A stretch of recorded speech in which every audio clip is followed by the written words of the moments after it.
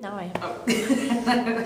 Hey guys, this is Caroline from Perk Fitness, or Perk Fitness. Today we're going to bring you through some sequence of core workout, ab workout. So the first one we're going to do is a crunch, which is going to hit a basic crunch, which is going to hit the upper part of your abdominal region. So I'm going to show you how to do it. I'm going to talk way through it. So here we go. So the first thing we want to do is want to be lying on our back with our feet flat on the ground, hands behind the head, nice and comfortably, just like a little head hammock, making sure you're not pulling on your head. The basic movement is to push your lower back in to the ground, draw your abs in, and just raise your shoulder blades up. And usually you want to go about 30 seconds if you're a beginner, up to 45 seconds intermediate, and to a minute for advanced. So again, lower back is pushed in, abdominal region is drawn in, shoulder blades are coming off the ground, making sure you're looking up to the ceiling, making sure you're not pulling and yanking on your head. And that's your basic crunch. Second exercise we're going to do is going to hit the lower abdominal region. It's called a reverse crunch.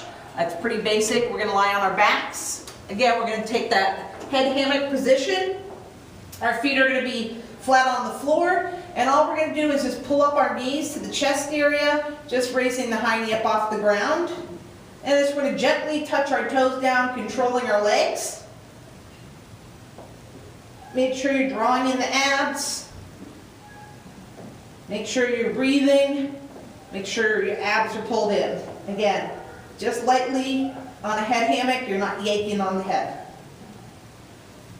Great. It's in your dog. All right, the next one we're going to do are double crunches. Again, we're going to take a lying position on our back.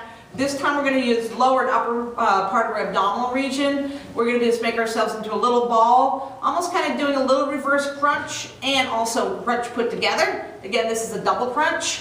Again, it's kind of hitting lower and upper, mid at the same time. Again, head resting in the head hammock. And our knees are going to come up and our elbows are going to come together. Make sure you are not yanking on your head. Getting the shoulder blades up. Trying to get that high hip off the ground as much as possible. Making yourself into a teeny little ball.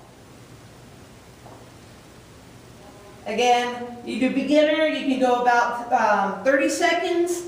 A little intermediate, up to 40 seconds. And again, advanced, you can go up to 1 minute. What we're going to do is elbow to knee. We're going to alternate sides. Again, we're going to be on our back.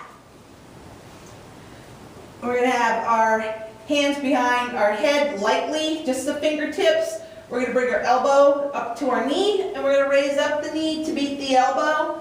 Again, we're going to raise up, elbow meets the knee meets the elbow, crossing over the center line. You have a center line right here. You want to make sure you're crossing over. It's going to tap down and just alternate.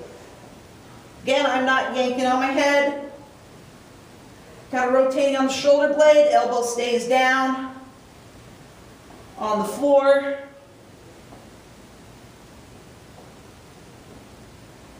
For the next exercise, it's going to be knee touches. Again, it's going to be upper part of the abdominal region. This one we don't have any head support, so our hands are going to be in a right angle position. Our feet are going to be flat on the ground. Our hands are going to be here. All we're going to do is raise the shoulder blades up. We're going to touch our knees with our fingertips and coming back down.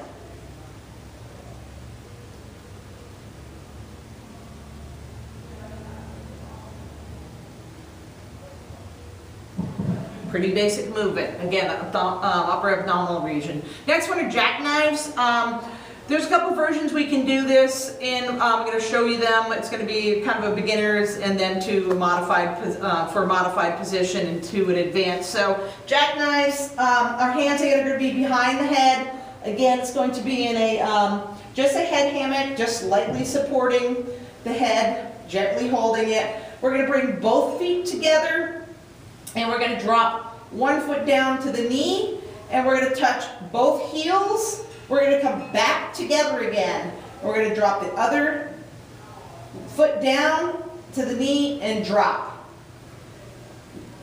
That's a little advanced. We're going to modify it. Modifying is we're just going to bend our knees a little bit And we're just going to do the same thing. We're going to bring together, slight bend the knees, feet come together, and that heel just comes through right about the lower part of the opposite knee.